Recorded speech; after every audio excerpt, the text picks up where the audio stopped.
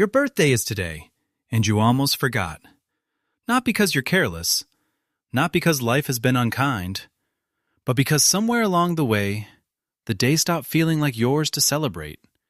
No countdown, no excitement, no special breakfast, or carefully crafted selfie with a candlelit cake. Just another day. You brush your teeth, put on your clothes, check the weather, and slip into the rhythm of life without announcing a thing. And if no one remembers, if no message comes in, you won't flinch. Most people find this strange, but you don't, because somewhere between childhood and adulthood, you learned something about birthdays that most people never did. And that's exactly what this is about.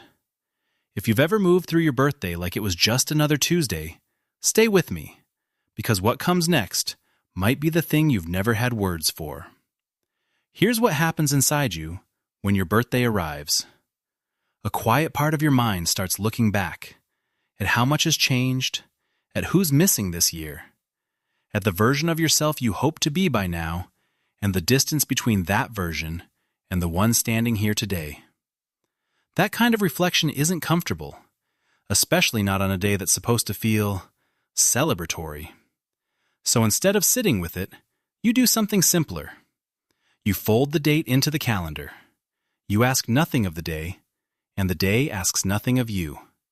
Because somewhere along the way, you learned one of the hardest lessons life teaches. Expectations are fragile things. The more you expect from a day, from other people, from the version of yourself you hope to become by now, the more likely you are to end up disappointed. So you stopped expecting, not out of bitterness, out of something that felt, at the time, like wisdom. And maybe it was. But here's what that self-protection quietly cost you. In the stillness of that day, a small voice appears. Is something wrong with me? Why can't I just enjoy this, like everyone else? You don't say it out loud. You've probably never said it out loud. But you felt it, more times than you'd like to admit. And psychology has a name for what you built. Not a diagnosis, not a label, just an explanation. When we're young, birthdays aren't just celebrations, they're experiments. Every year, without realizing it, a child is running a quiet test. If I need something today, will the people I love show up for me? For some children, the answer is yes. Consistently, warmly, reliably, yes. And those children grow up believing that being celebrated is safe. That wanting things from people is safe. That needing to be seen is safe.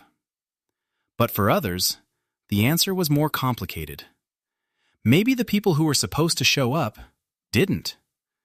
Maybe they showed up, but not in the way that felt real. Maybe the celebration happened, but something underneath it felt hollow, performed, like everyone was going through the motions of a script they didn't write. And a child who experiences that doesn't think, the adults around me are struggling. A child thinks, maybe I'm not worth the effort. Psychologists call this emotional conditioning, the slow, invisible process by which we learn what to expect from the world and adjust ourselves accordingly. If celebrating, you felt uncertain, you learned to need it less. If being seen felt risky, you learned to stay small. If wanting something meant getting hurt, you learned that wanting less was the safest way to live. And here's the part that matters. None of that was a choice. You didn't decide one day to stop caring about your birthday. Your nervous system made that decision for you, quietly, efficiently, protectively. The way it always does when something it loves keeps getting complicated. There's another layer to this. Psychologists also found self-reliance as emotional strategy. It sounds like a strength, and in many ways it is, but it comes from a specific place. The moment a person realizes that relying on others makes them feel worthy is a game they can't always win. So they stop playing.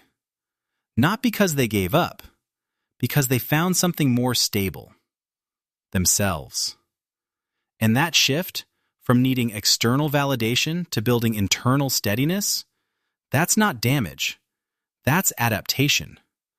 That's the human mind doing exactly what it was designed to do. Find a way to survive. Find a way to stay whole. The question is no longer, is something wrong with me? The real question is, what did I have to go through to become this quiet? Here's what that voice never understood you. You're not someone who doesn't care about connection.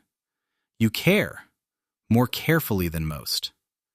You don't want a party, but you would stop everything for a single message from someone who actually knows your heart. You don't need gifts, but a gesture that says, I see you, not the date, stays with you longer than any celebration ever could. You don't crave attention, but you remember, quietly, the one person who texted at midnight, without being reminded, without making it a performance, just because they thought of you. That's not coldness.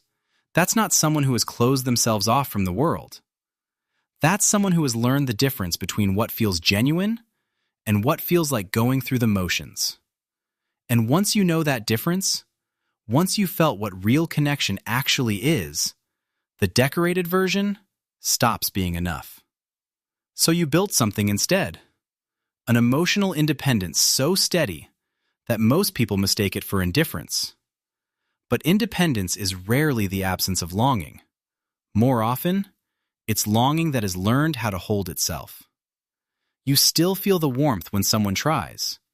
You still carry a small, fragile gratitude, buried beneath layers of calm. You just stopped performing it, and the world decided that meant you didn't feel it.